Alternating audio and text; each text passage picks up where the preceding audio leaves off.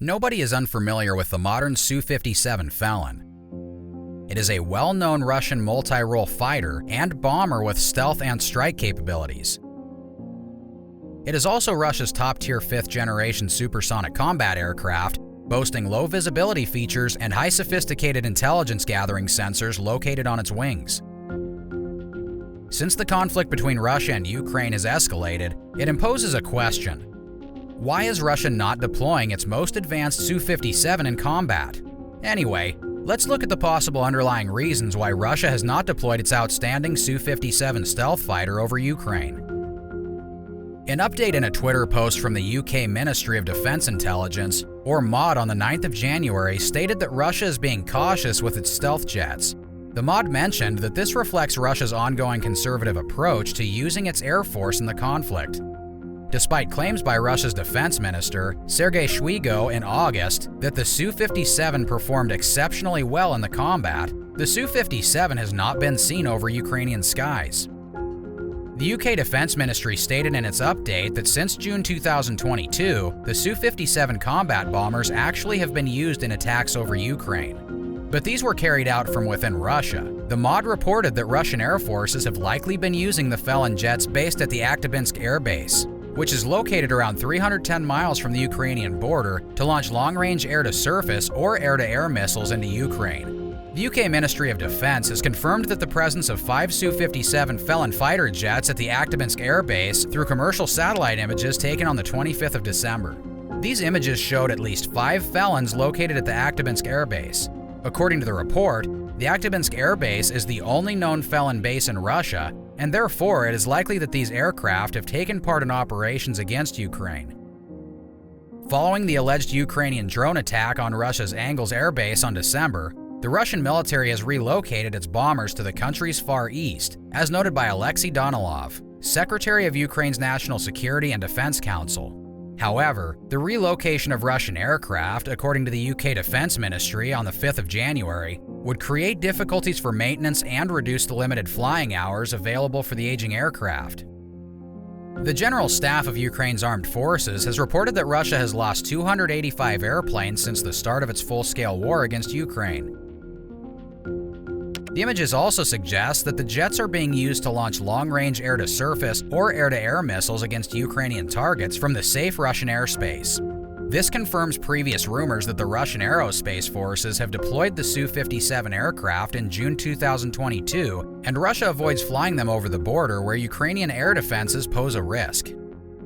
Justin Bronk, an air power and technology expert from the Royal United Services Institute, RUSI, think tank in London, also explained to Insider the reason behind Russia's decision of not deploying the Su-57 over Ukraine. He said that Russia is wary of the potential consequences if Su-57 were shot down. The NATO allies would likely study the wreckage and be highly interested in some of the unique features of the aircraft, such as its innovative radar system. Bronk added that a crash over Ukraine would be a significant embarrassment for Russia, as it would reveal the lack of effectiveness of the stealth technology.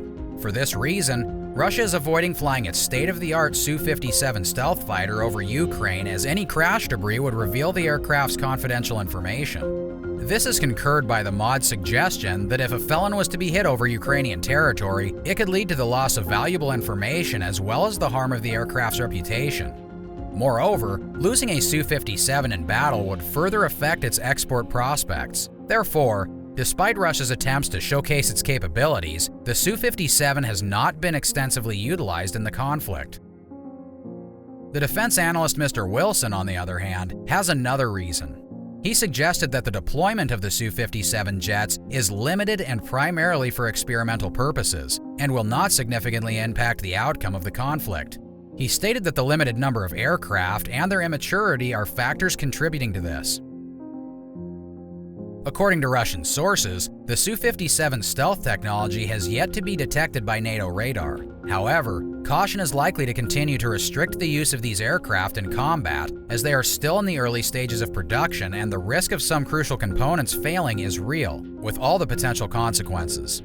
Additionally, Russia is facing difficulties in developing advanced engines and acquiring crucial technology, such as microprocessors and sensors, suggesting that there will not be a significant increase in the number of these weapons in the near future. Experts have noted that if the stealth capabilities of the Su-57 are on par with American counterparts, it can operate undetected in Ukrainian airspace to neutralize enemy air defenses. However, Billy Flynn, a former senior experimental test pilot for the F-35 Lightning II, has stated that the Su-57 is not yet equipped to withstand a high-threat surface-to-air missile environment, so it would not be deployed within range of any Ukrainian missiles. A single loss of a Su-57 to Ukrainian surface-to-air missile would greatly benefit Ukraine's public image and cast doubts on the stealth capabilities of the Felon, resulting in the reluctance of Russia to use its Su-57s. One expert also noted that Russia's cautious approach is not just limited to Ukrainian defenses, but also due to concerns about NATO's intelligence, surveillance, and reconnaissance (ISR) abilities, which increase the risk to Russian Aerospace Forces' aircraft fleet. It is important to mention that the Su-57 is currently the most crucial aircraft for Russia and the basis for the future of its aviation. So, what are the missions of Russia's Su-57 in Ukraine? The Su-57 Felon made its debut in the air in January 2010. It is a fifth-generation fighter aircraft capable of taking out targets on land, water, and in the air. The Su-57 was created with the intention of having superiority and attack missions to engage any type of targets. It is Moscow's first stealth aircraft with a low radar and infrared signal, made of composite materials and having an aerodynamic design. Despite the limited information about its use in Ukraine, the UK mod has confirmed its deployment against the Ukrainian forces as mentioned earlier. Although often touted as a strong contender to the US-made F-22 fighter jets, the Su-57 has faced challenges during its development phase. Experts have stated that the aircraft has yet to fully mature into an effective frontline weapons system, but it still holds potential as a stealth aircraft. The Su-57 was said to have been tested in actual combat in Syria in 2018, but its performance was not outstanding. Russia, however, claimed that the Su-57 was used with great success in the ongoing conflict. In August 2022, Russian military leaders reported that the new weapons, such as the Su-57 Felon, performed well during the invasion. Russian Defense Minister Sergei Shoigu claimed that the Felon was used brilliantly in the war during Russia's invasion. However, there was no evidence that the aircraft had been used in Ukraine at the time until the satellite images revealed it later on. Shoigu emphasized the effectiveness of the aircraft's offensive weapons and its true protection against opponent air defenses. Furthermore, in contrast to the defense analysis mentioned before, the Russian Ministry of Defense recently received a new batch of fifth-generation aircraft, as reported by Eurasian Times.